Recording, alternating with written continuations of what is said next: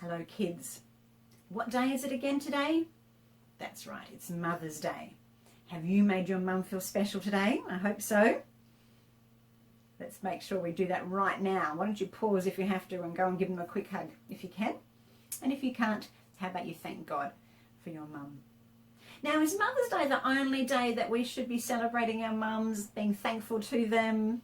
No, of course not. Every day we should be being grateful for the important people in our lives, including our mums.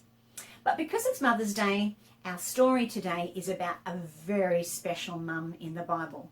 Actually, there's quite a lot of really special mums in the Bible, but this one is very worth learning about. She's a very brave lady. Let's take a look.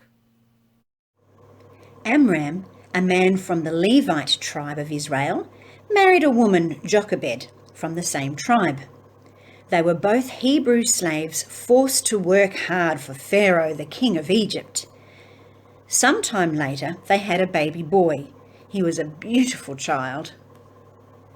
But the baby was in great danger. Pharaoh was afraid that the Hebrew slaves were becoming too many and too strong, and so he had given the order that all newborn babies born to the Hebrew slaves should be killed. Pharaoh had ordered the midwives, and midwives are the people who help ladies to have babies.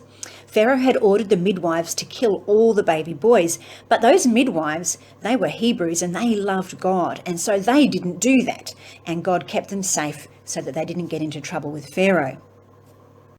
So Amram and Jochebed's beautiful baby boy was born safely, and then Jochebed kept her baby hidden inside for 3 months.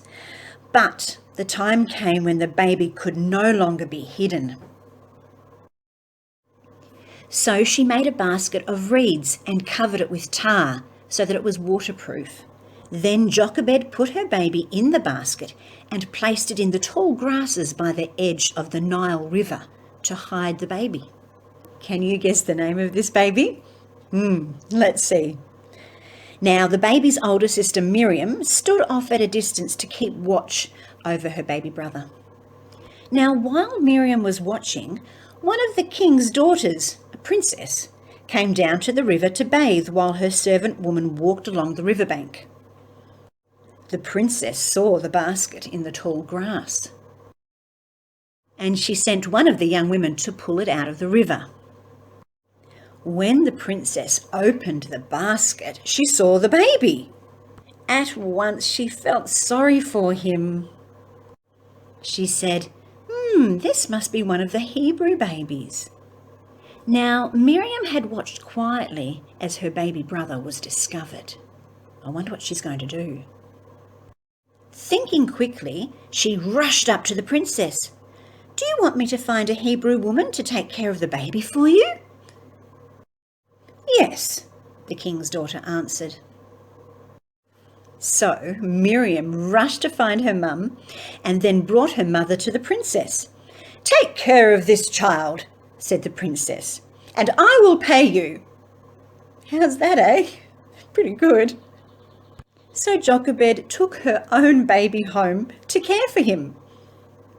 Some years later, when he was old enough, Jochebed took the young boy to the princess, who adopted him. That means she took him as her very own son into her own home. The princess named him Moses because she said, "I pulled him out of the water."